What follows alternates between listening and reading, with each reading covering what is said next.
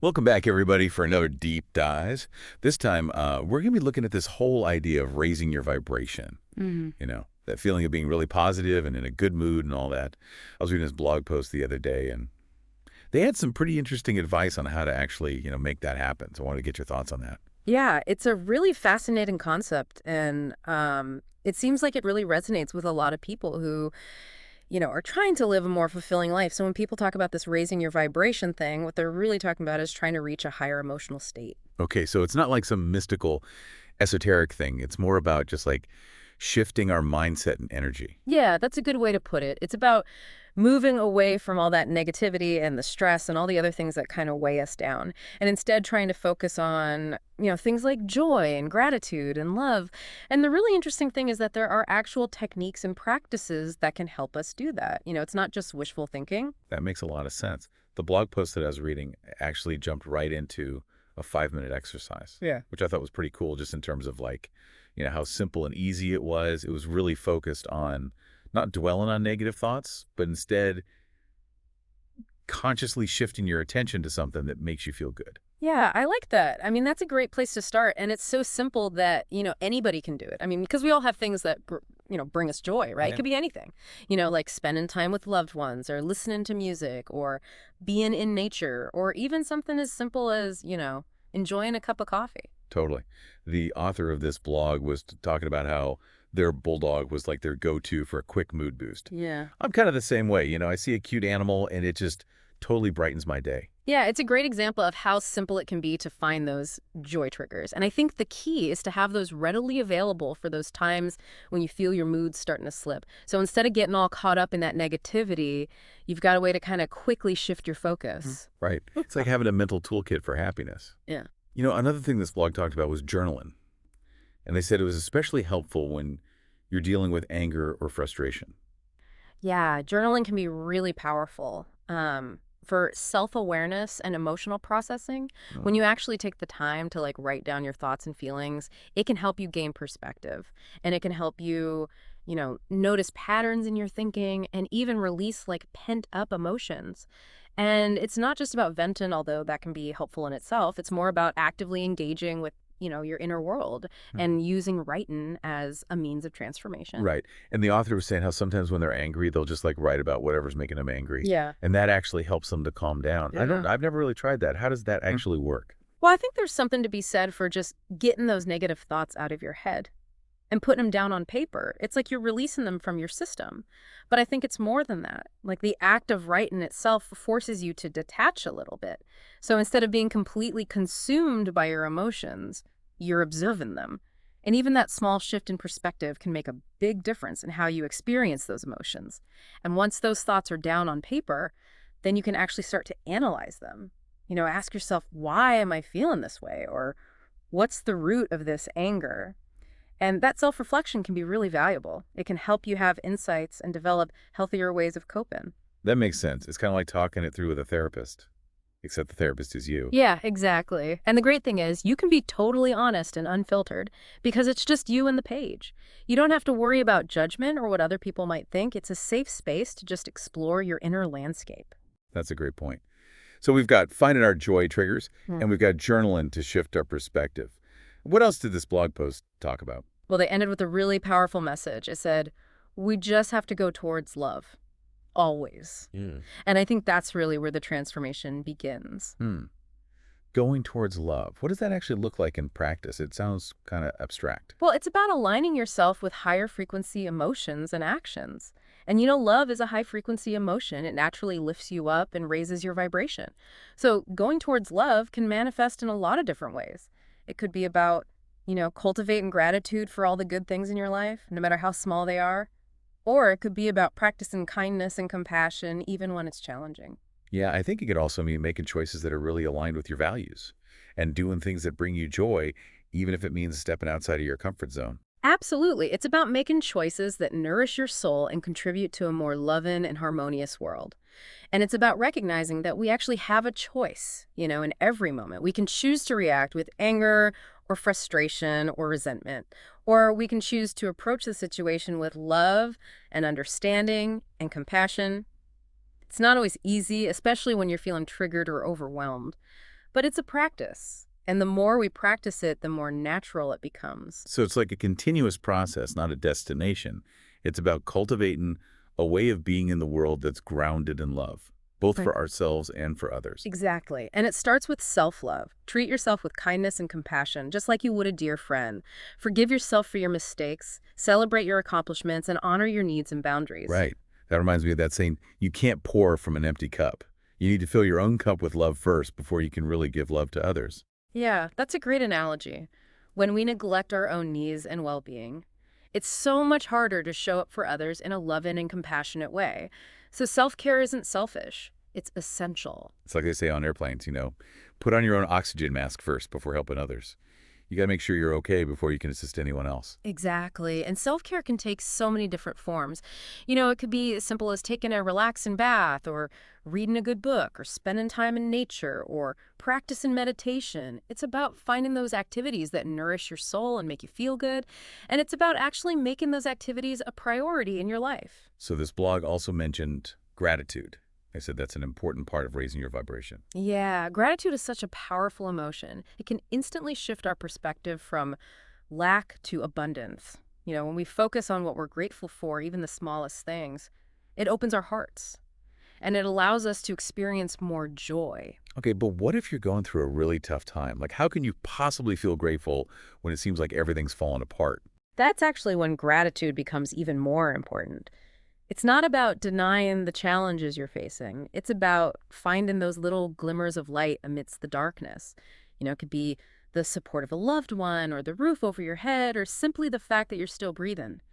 Even in the midst of great suffering, there are always things to be grateful for. So it's about shifting your focus, even if it's just for a moment, to those things that bring you comfort and remind you of the good in your life. Exactly. And the more you practice gratitude, the more you'll start to notice those things. It's like you're training your brain to look for the positive, which can have a huge impact on your overall well-being.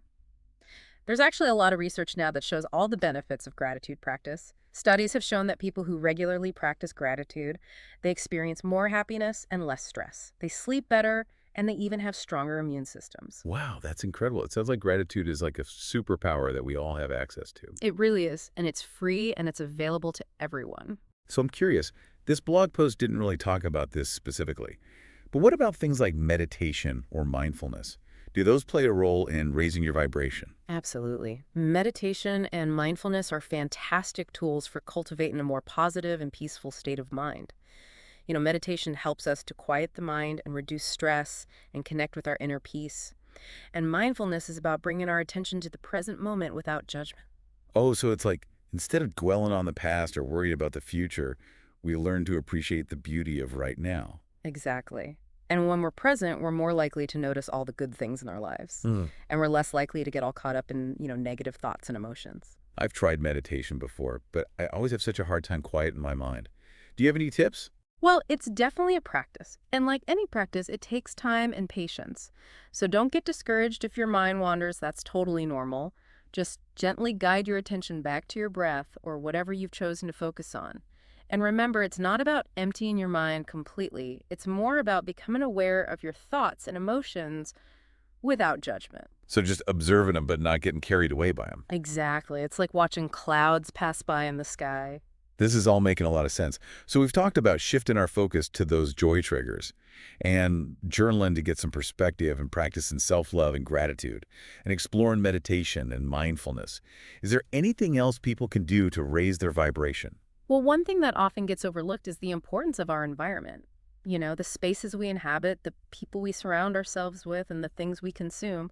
All of that can have a huge impact on our energy and well-being. So you're saying if you're constantly surrounded by negativity, it's going to be a lot harder to maintain a positive vibration. Exactly. It's like trying to swim upstream against a strong current. So it's really important to be mindful of the energy we're allowing into our lives. This could mean decluttering our homes or setting boundaries with toxic people or even being more selective about the media we consume.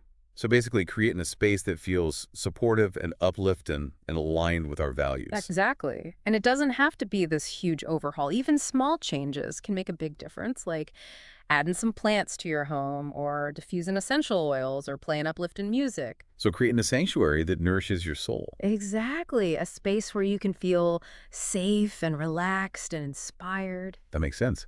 What about the people we spend time with? How do they influence our vibration?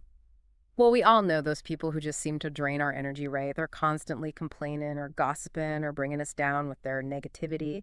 And then there are those people who uplift us and inspire us and make us feel good just by being around them. Yeah, totally. So we need to be more intentional about who we let into our inner circle. It's not necessarily about cutting people out of our lives completely, but it is about setting healthy boundaries and prioritizing relationships that nourish our well-being. So spend more time with the people who lift you up and support your dreams, and limit your exposure to those who drain your energy and bring you down.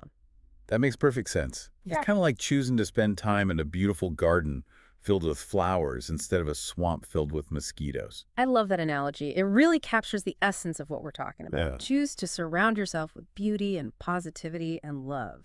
So we talked about our physical environment and the people we surround ourselves with. What about the things we consume?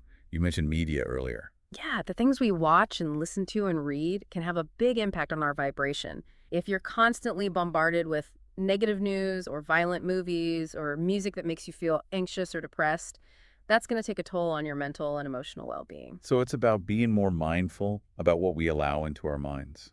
Exactly. Choose media that inspires you or makes you laugh or teaches you something new or simply makes you feel good. And limit your exposure to media that triggers negativity or fear or anxiety.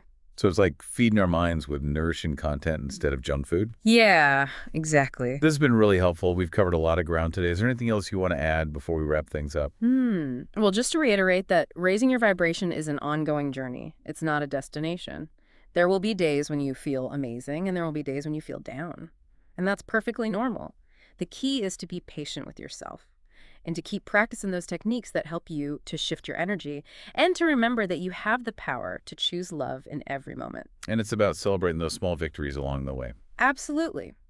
Every time you choose joy over anger or gratitude over resentment or love over fear, you're raising your vibration and creating more positive and fulfilling life for yourself and for those around you. So it sounds like raising our vibration is really about making conscious choices in every area of our lives. From our thoughts to the environments we create to the relationships we nurture and even to the media we consume.